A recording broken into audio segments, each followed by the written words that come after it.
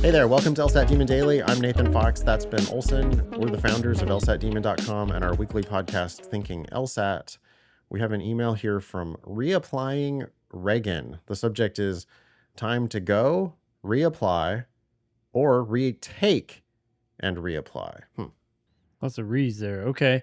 Hi, Ben and Nathan. I have had a somewhat disappointing application cycle, and I am trying to decide if it is time to take an okay deal, reapply, Why and would you? retake. Yeah, don't take an okay deal. You're saying it's okay. We want you to take a great deal. Yeah. Or just, should I reapply and retake? Huh? You mean retake and reapply? Retake and reapply is what Reagan meant. Yeah. Yeah. Or just reapply. All right. I applied this cycle in mid-December with a 3.75 GPA and a 169 LSAT. I worked with Leslie on a good personal statement that focused on my 2 to 3 years of work experience and eventual promotion into a technical expertise role at a 3,000 employee finance firm in a law-adjacent position. I have no character and fitness issues. Here's the fact pattern. Point 1, applied to approximately 20 schools with varying levels of LSAT and GPA medians. Okay. 2, I was admitted to 3 schools. 2 are low ranked without good offers, not considering those offers. The offer that I am considering is at a T25 regional school. The offer is enough to graduate debt free, full tuition minus fees. Employment outcomes are mainly regional in a region Reagan doesn't want to work in. They also don't place particularly well in employment for public interest or government, which is Reagan's interest. Okay. Yeah, I mean, applying as a public interest applicant, I think is like tough, right? I think that the schools know how competitive it is to get those jobs.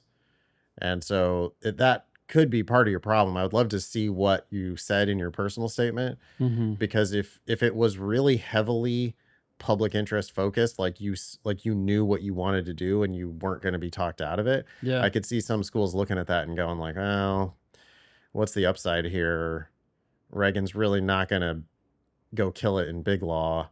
Is this the type of person, unless the numbers really justify the scholarship, I could just see them going, yeah, maybe we'll pass. Yeah. Okay. I mean, that offer seems bad. Yeah. It is a good price, but if the employment outcomes are mainly regional and it's a region you don't want to work in, then why would you be? I don't know. That doesn't even seem like maybe a good school to apply to. If you can't see yourself living there, then why would you apply? I mean, the only advantage I think to applying is to see your worth in the marketplace, to give you confidence to go somewhere else and ask for more money. But yeah, recognize. Could be, yeah. It's just, if it's not a credible threat, I mean, I'm imagining, where is this top 25 regional school, someplace that you don't want to go? I don't know. Yeah. Like, we don't know where Reagan lives or where Reagan wants to live, but, I'm imagining maybe that's North Carolina or something, or Wake Forest. And if Wake Forest exactly 25 last year, if that's the school, but you're like from California and you're like, what? North Carolina? No, I'm not going to live in I don't want to practice in North Carolina. Then that's just kind of a weird school to have applied to in the first place. Yeah. Yeah. All right. Anyway. Point number 3 is I took a practice test a few days ago after 8 months of not studying and only scored a 160. I'm up for working hard on the LSAT again, but my journey was 148 to 169, and my official 169 was close to the top of my practice test range. I was studying full-time, so I do where I have hit my score ceiling. This new low practice test gives me pause about the hope of retaking. Yeah, understandable. I mean, you were already at the top of your range or close to the top of your range. Of course, a couple more points there could mean a lot, right? Like if Reagan had a 171 or a 172 practice test in the can, it's like, well, I mean, you've done it once, so why can't you do it again? Yeah. The demon student in me is telling me to go to another cycle. Given my current stats, I think I may have a better shot if I apply in September.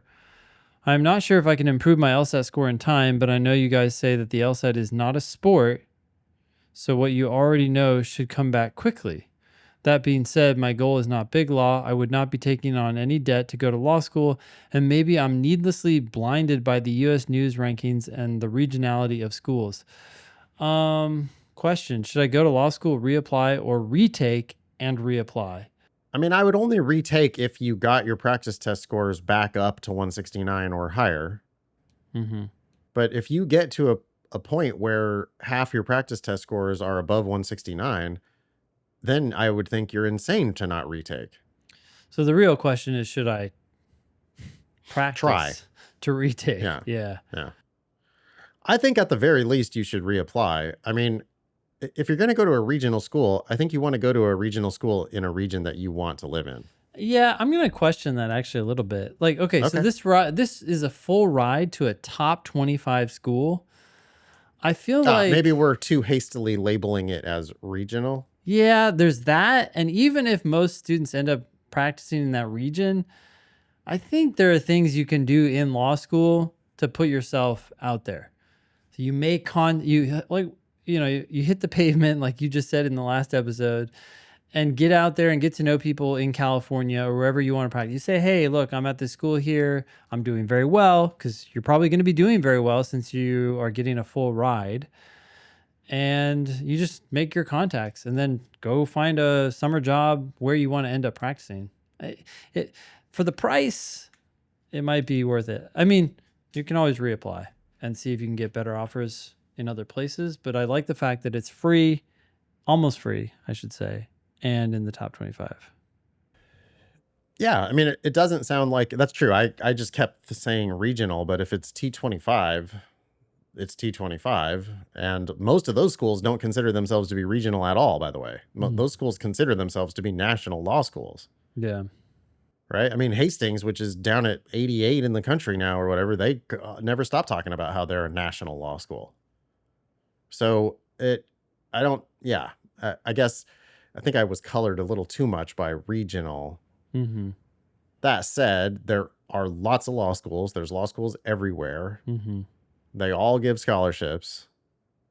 19% of students pay full price. So 81% of students get some kind of a discount, and there's full rides all over the place. Yeah. This does look like a decent offer. Is there really not a school ranked in the top 50 or whatever that's in your region Mm-hmm. that would give you a good deal? 3.75 is kind of low, but 169 is kind of high. The thing is, there's just never any penalty for just wait and reapply next cycle. Reapply more broadly, right? Well, okay. Reagan did apply to 20 schools Mid-December, though. mid-December. It's a little late. I mean, that means they're not looking at your application until January. Yeah. They also probably have a wave of admissions going out in January. Yeah. So it's like you didn't really make the first wave for the best scholarship offers that were potentially available to you. Mm-hmm. This was a super busy cycle. Will it also be busy next year? We can't really speculate. Yeah. But this was an unusually busy cycle. The busiest cycle in recent memory. Yeah, for sure. Yeah. And so, I mean, what's the downside? You wait until September, you apply again, you see what kinds of offers you get. In the meantime, you chip away at your LSAT prep. You do an hour a day most days. Yeah, if you can get your score up, you take it. If you can't, you just apply with your 169. Yeah, I mean, and even if I said earlier, if half of your PTs are above 169, But if you'd be any, insane not to take it. yeah. But yeah, if 1/3 of your PTs are above 169, you definitely should still take it. How about just one of them? Yeah, I mean, then it's kind of like, well, You long might shot. not get it, but you've done it like on a Yeah, practice. right. And it might just be your day. Yeah. And sometimes people don't get it done until their fifth attempt, and sometimes I don't know. There is a lot of upside, I guess. Like right. If Reagan was a 173 and a 3.75, Mm-hmm. that might be a pretty dramatically different looking applicant at some schools. For sure. Reagan says, given my current stats, I think I may have a better shot if I apply in September. So I would think at the least you should withdraw all your applications so that you don't get tempted by a bad offer, Mm-hmm. and then reapply in September. And in the meantime, dabble with the LSAT. If it's not hard for you, then yeah, do more. Yeah. Email daily@lsatdemon.com if you'd like to ask us a question or share some LSAT or law school admissions news. Thanks for listening.